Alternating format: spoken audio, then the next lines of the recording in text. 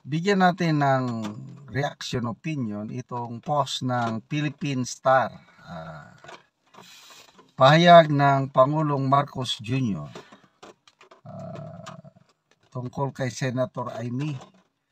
Yung pasabog ni Senator Amy, yung inakusahan niya ang kanyang kapatid na gumagamit ng pulburon.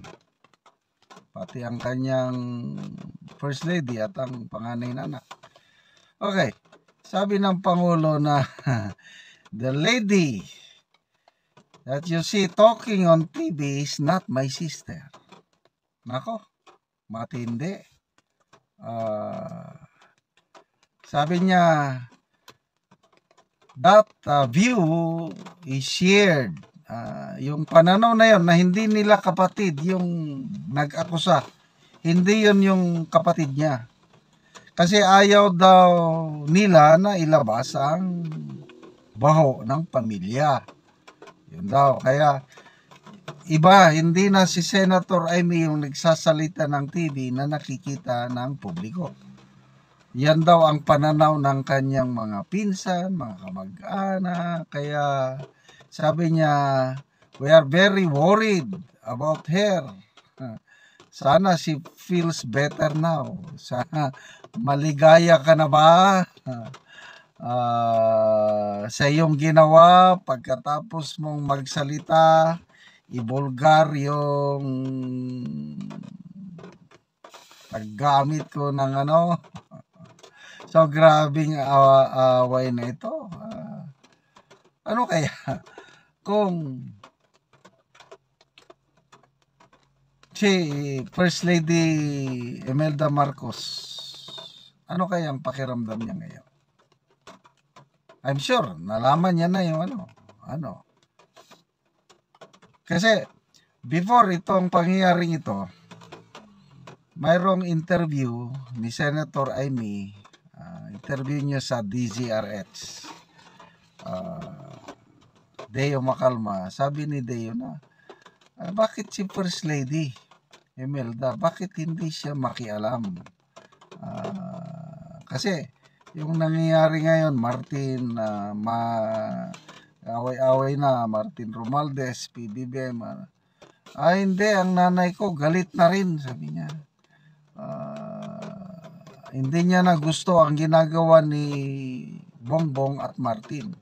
Gagalit na rin. Yan ang pahayag ni Senator Amy bago itong pasabog na ginawa ni Senator Amy sa Iglesia ni Cristo Rally.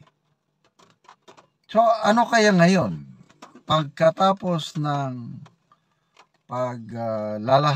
paglalantad ni Senator Amy, ano kaya ang reaksyon ni former First Lady Imelda Marcos? Kanino siya kakampi? Kay Bongbong o kay Amy? Sa tingin ko, opinion ko lang ito, mas kumakampi siya kay Amy. Yan ang tingin ko. Kasi bago mag-eleksyon ng May 12, nakita ko talaga si First Lady Imelda, kinakampanya niya si Senator Amy. First time kong nakita nung eleksyon noong 2022, hindi naman nangampanya walang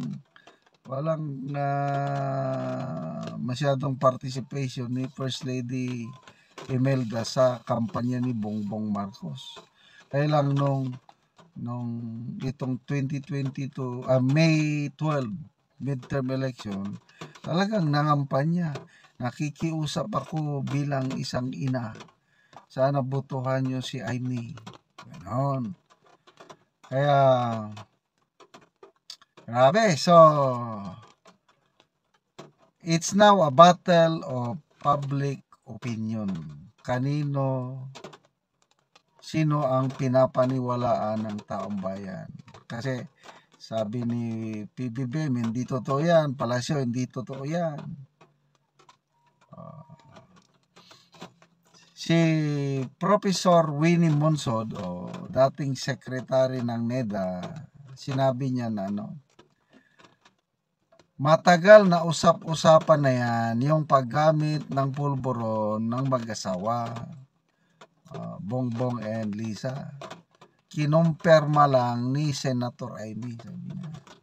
It's been going on for so many years among circles. So, ano yung circle na yan? Yung circle ni na ex-senator Nikki Cositing. Nagpahayag na ang dating senadora na mga party boys yan, mga mahilig maggamit ng pinagbabawal na So, connecting the dots, yan, Winnie Monsod, ex-senator, ex-senator Nikki Cositing, si Tatay Digong, si Miss Cathy Binag.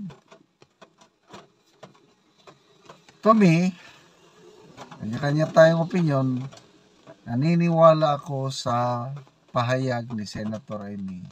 At ginawa niya yon hindi upang sirain ang kapatid niya, kundi isalba ang bansa. Kasi nakukonsensya siya na isa siya sa dahilan kung bakit naging presidente ang kapatid niya. Dapat sana hindi niya na binuo ang unity team.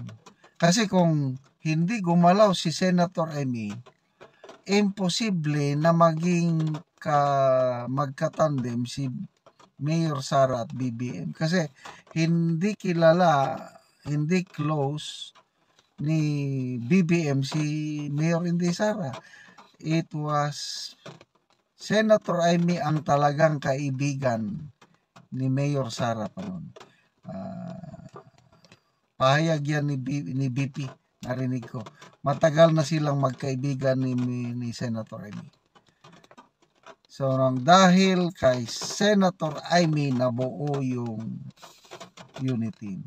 Nang dahil kay BP Sara, bumoto tayo sa isang candidate BBM, akala natin ibabangon niya muli ang bayan. Ba't baliktad? Bayan, babaon muli, babagsak muli. Nabudol talaga tayo, kailan wala tayong magawa nandyan na yan, ayaw niyang mag-resign, ayaw niyang magpa-testing sa buhok, na sana once and for all matuldukan ng issue na ito kung magpa-testing lang siya sa buhok. Ayaw man niya. Anong ibig sabihin nun? Takot siyang malaman ang katotohanan. So, hamon ni Senator Amy, magpa-DNA test ako. Kayo naman magpa-testing sa buhok. O bakit ayaw nilang tugunan ng hamon? Pati si BP Sara, sabi niya, pag hinahamon kayo ng taong bayan, hindi ka pwedeng humindi. Wala, hindi pa rin. Kaya magtiis na lang tayo hanggang 2028. Salamat mga kaibigan sa inyong pagsubaybay sa channel nito.